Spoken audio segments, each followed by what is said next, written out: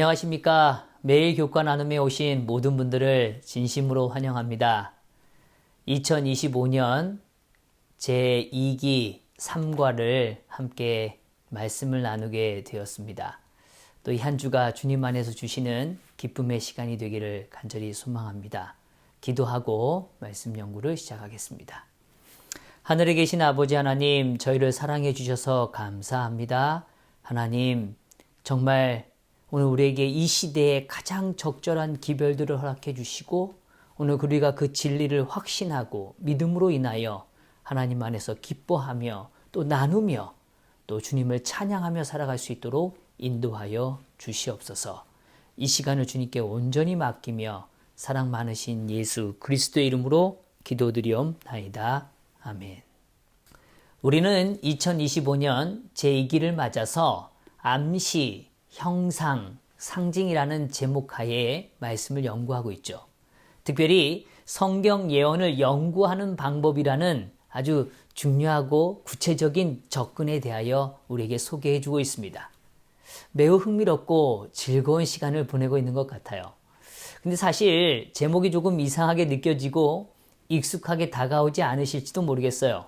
그러나 이 한기가 다 지나고 나면 분명히 성경에 나타난 예언을 이해하는 일에 매우 중요한 원칙들을 발견하셨을 것이고 또 적용해 감으로 인해서 우리의 영적인 여정에 큰 힘이 되어줄 거라고 생각합니다. 1과에서는 예언의 몇 가지 원칙들을 살펴보았습니다. 우리가 예언을 이해할 때 다루게 되는 아주 중요한 원칙들을 우리는 확인했죠. 2과에서는 창세기의 기초를 다루었습니다. 지난과에 살폈던 내용 중에 한 부분을 먼저 읽어드리고자 합니다. 일반적으로 성경에서 어떤 개념이나 상징이 처음 언급될 때, 특히 창세기의 첫 장들에서 언급되면 그 개념에 대한 기본적인 이해를 형성하며 이는 이후에 해당 개념이 어떻게 사용되었는지를 이해하는 데 도움이 된다. 이제 이 문장이 분명하게 이해되어지리라고 생각합니다. 성경은 언어로 형성되어진 글입니다. 생각과 감정과 지식 그리고 이야기 등을 문자로 표현되어진 것을 우리는 글이라고 말하죠.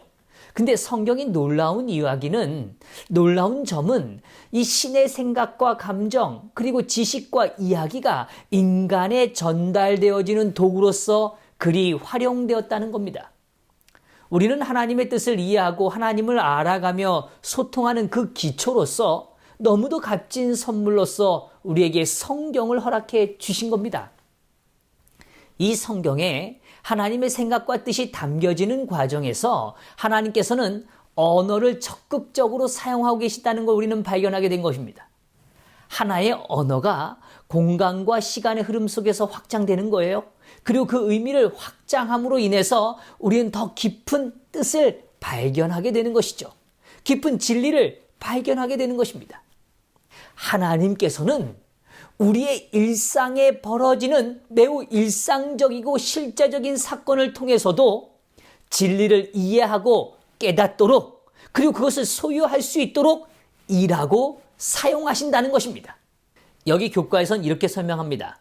성경의 모든 곳에서 중의적 의미를 찾을 수 있지만 하나님께서는 실제 사람들이 관련된 실제 사건을 통해서도 당신이 교회를 위해 미래에 행하실 일을 우리에게 가르치시는데 사용하실 수 있음을 항상 기억해야 한다.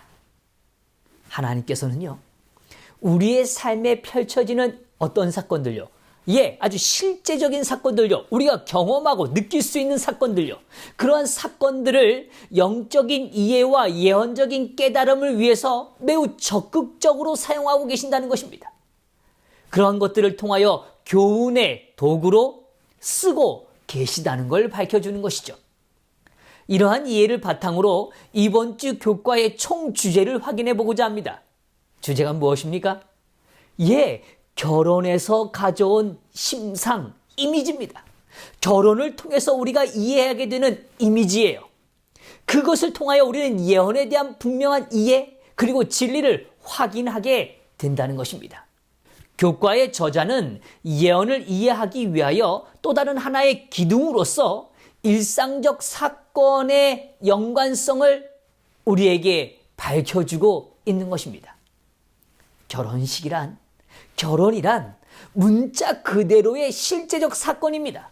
결혼은 한 남자와 여자가 만나서 사랑의 언약을 맺는 매우 실제적 사건이죠.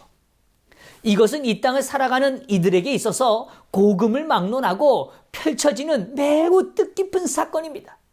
인생에서 정말 잊지 못하는 매우 중요한 의식이고 평생의 기억에 간직되어지는 사건인과 동시에 우리의 일상 속에서 비교적 자주 접하는 사건입니다. 아마 우리 성도님들은 지난주에 결혼식에 참여하셨을지도 모릅니다. 그리고 다음 주에 결혼식에 가실지도 몰라요. 오늘 가족 중에서 누군가 결혼식을 맞이할지도 모릅니다.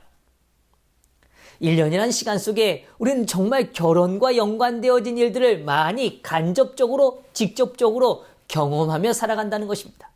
오늘 하나님께서는 이 결혼이라는 실제적 사건을 사용하셔서 우리를 진리로 인도하시고 계시고 장차 펼쳐질 일들을 분명하게 이해하고 깨달을 수 있도록 그 이미지를 확실히 이해할 수 있도록 인도해 주고 계시다는 것입니다. 결혼은 가장 친밀한 관계의 한 표현입니다. 그 결혼에는 사랑이란 위대한 속성이 기반되어 있죠. 물론 현대의 개념은 하나님께서 말씀해 주시는 정말 아름다운 결혼 언약을 이해하기에는 너무나 많이 왜곡되어 있고 변질되어 있는 면이 사실입니다. 그럼에도 불구하고 결혼은 여전히 오늘 우리의 삶에 매우 중요한 관계적 언약이라는 걸 우리는 동의하게 되는 것입니다. 그러한 측면에서 결혼은 여전히 진리를 이해하는 또 예언적인 관점을 이해하는 일에 있어서 매우 중요한 도구로 쓰임받고 있다는 것이죠. 결혼은 단순히 우리를 행복하게 하는 것 이상으로 우리 자신과 하나님과의 관계에 대한 심도 있는 교훈을 배우는 학교가 되어야 한다. 이 한 주를 통해서 결혼이라는 매우 실제적 사건이자 개념을 통하여 하나님께서 우리에게 보여주고자 하시는 하나님과 백성의 관계, 우리를 향한 그분의 사랑, 우리를 구속하기 위한 그분의 어떤 일까지 하셨는지에 대한 교훈을 우리는 차분히 발견하고 확신하기를 원하는 것입니다. 자, 그러면 일요일 소지로 오늘 좀 나아가 보겠습니다. 4월 13일 일요일, 오늘 제목은 한 몸입니다. 성경은 하나님께서 인류가 얼마나 더 가깝게, 더 친밀하게 관계를 맺고 계신지를 지속적으로 보여주기를 원하고 있습니다. 이런 하나님의 말씀을 잘 확인할 수 있는 은유가 바로 결혼인 것이죠. 창세기 2장 23절과 25절엔 이렇게 말씀해 주세요. 아담이 이르되 이는 내 뼈 중에 뼈요 살 중에 살이라. 이것을 남자에게서 취하였은즉 여자라 부르리라 하니라. 이러므로 남자가 부모를 떠나 그의 아내와 합하여 둘이 한 몸을 이룰지로다. 아담과 그 아내 두 사람이 벌거벗었으나 부끄러워하지 아니하니라. 정말 아름다운 결혼의 모습을 보여주고 있습니다. 잘 아시는 바와 같이 타락하기 전에는 인간에게 주어진 정말 아름다운 두 가지 제도가 분명했죠. 그것은 특별한 선물이었습니다. 바로 그것은 결혼과 안식일이었습니다.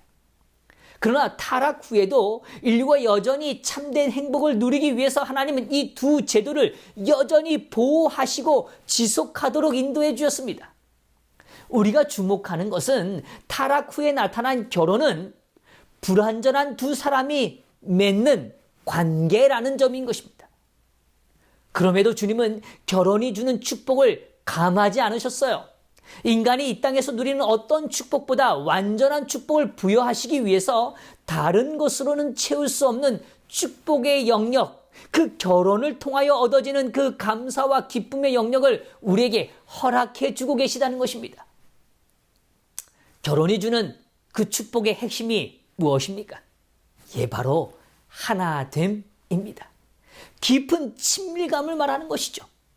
우리는 서로 마음이 통하는 것만으로도 행복감을 느낄 때가 종종 있습니다. 결혼은 정말 다른 두 남녀가 각각의 삶의 경험과 이해를 뒤로하고 자신을 가리지 않는 상태에서 부끄럽지 않은 한 몸의 일체감을 경험하는 것이죠. 가장 이상적 친밀감을 주시는 축복의 사건이자 우리의 경험이라는 것입니다. 에베소서에선 다음과 같이 말씀해 주세요. 누구든지 언제나 자기 육체를 미워하지 않고 오직 양육하여 보호하기를 그리스도께서 교회에게 함과 같이 하나니 우리는 그 몸의 지체임이라. 그러므로 사람이 부모를 떠나 그의 아내와 합하여 그 둘이 한 육체가 될지니 이 비밀이 크도다. 나는 그리스도와 교회에 대하여 말하노라. 바울은 본절에서 아내에 대한 남편의 사랑을 교회에 대한 그리스도의 사랑과 비교해 설명해 주고 있어요. 양육했어요. 그리고 보호하는 존재로 표현해 줍니다. 언제까지요? 성숙하기까지 따뜻하게 감싼다는 의미를 담고 있습니다. 사람들은 누구나 자기의 몸을 정성을 다해 가꾸고 보호하고 돌보죠. 이러한 모습이 바로 그리스도께서 교회를 위하여 행하시는 모습이라고 말해주고 있는 겁니다. 우리는 이 말씀을 통하여 두 가지 사실을 확인하게 됩니다. 첫 번째요. 인류에게 주어진 결혼은 이러한 성장을 위해 주어졌다는 것입니다. 보호하고 또 아끼고 서로 돌보는 관계를 말하는 것이죠. 둘째로 하나님께서는 교회를 이처럼 사랑하신다는 걸 보여주고 계십니다. 하나님은 누구를요? 어떤 대상을요? 교회를 이처럼 사랑하신다는 것입니다. 하나님께서는 부부의 관계에 있어서 단순히 인간적인 애정의 차원이 아니라 그리스도와 교회의 관계처럼 깊은 영적 차원으로 성숙되어지기를 요구하고 계신다는 걸 보여주고 있는 것입니다. 우리는 그 몸의 지체이죠. 교회에 속한 지체들입니다. 그렇게 그리스도께서는 교회를 돌보시고 계신다고 말할 때 그 대상은 궁극적으로 누굽니까? 바로 우리들인 것이죠. 그분의 돌보심은 이 땅의 어떤 결혼 관계보다 더 깊은 관계임을 다시 한번 우리에게 보여주고 계시는 것입니다. 이제 우리는 매일마다 결혼이란 하나님께서 주신 축복, 그 특별한 제도를 통하여 더 깊은 의미를 확인해 갈 것입니다. 다음 시간에 또 오늘 그 의미들을 좀 더 우리가 생각해 보도록 하겠습니다. 오늘도 주님 안에서 한 몸의 축복, 그 깊은 친밀감의 축복을 누리시는 귀한 하루가 되기를 바라면서 말씀을 마치겠습니다. 기도하겠습니다. 하늘에 계신 아버지 하나님, 정말 이 땅을 살아가면서 우리의 삶의 일상 속에 직접적으로 또 간접적으로 느끼는 그 결혼이란 소중한 제도를 맛보게 하시고 느끼게 하시고 깨달아가도록 인도해 주시니 감사합니다. 오늘 우리의 삶을 돌보시고 인도하시고 우리를 성장하기를 기대하시는 그 하나님의 마음을 보게 하여 주시고 그 깊은 친밀감 속에서 오늘 살아갈 수 있도록 축복하여 주시옵소서. 이 하루를 주님께 온전히 맡기며 오늘 우리의 삶이 다시 한번 하나님께 영광이 되기를 바라오며 사랑 많으신 예수 그리스도의 이름으로 기도드리옵나이다. 아멘.